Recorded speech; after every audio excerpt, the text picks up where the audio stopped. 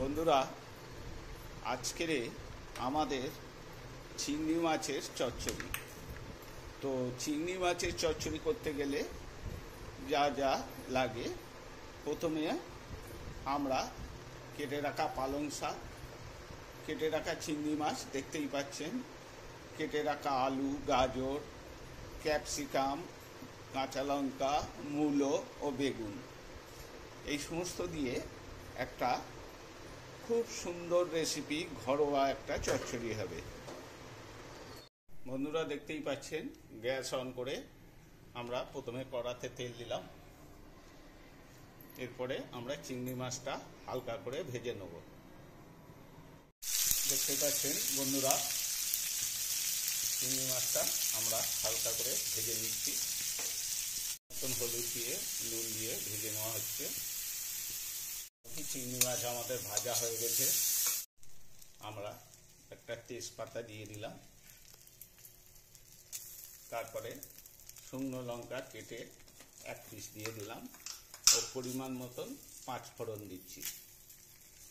দেখতেই পাচ্ছেন বন্ধুরা, কত সিম্পলে একটা চচ্চড়ি তৈরি হচ্ছে। পরিমাণ মতন আদা বাটা ও 2টো কাঁচা লঙ্কা দিয়ে দিলাম, দিয়ে ভালো করে নেড়ে চেড়ে নিচ্ছি।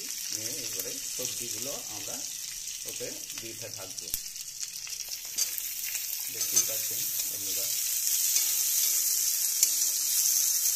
কত সুন্দরভাবে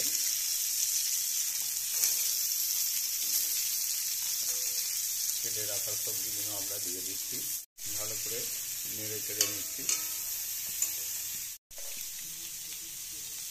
পরিমাণ মতো নুন দিচ্ছি, দেখতেই পাচ্ছেন। পরিমাণ মতন হলুদ,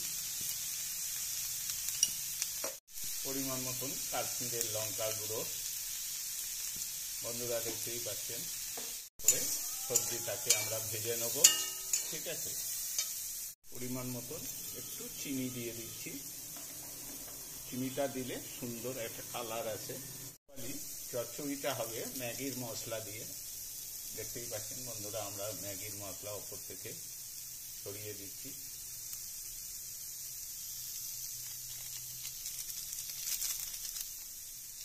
মশলা ছড়িয়ে দিলাম, দিয়ে ভালো করে নেড়ে চেড়ে নিচ্ছি।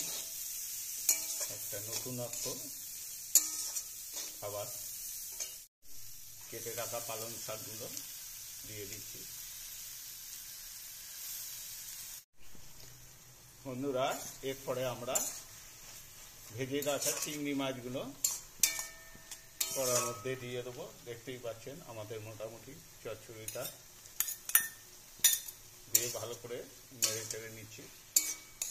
কত সুন্দর একটা কালার এসছে, দেখতেই পাচ্ছেন। খেতেও খুব সুস্বাদু লাগছে। আপনারা ঘরে বসে করবেন। বন্ধুরা দেখতেই পাচ্ছেন, আমাদের চচ্চড়ি হয়ে গেছে। চচ্চড়িটা খুব ঝিমে আঁচে আস্তে আস্তে করে করতে হয়।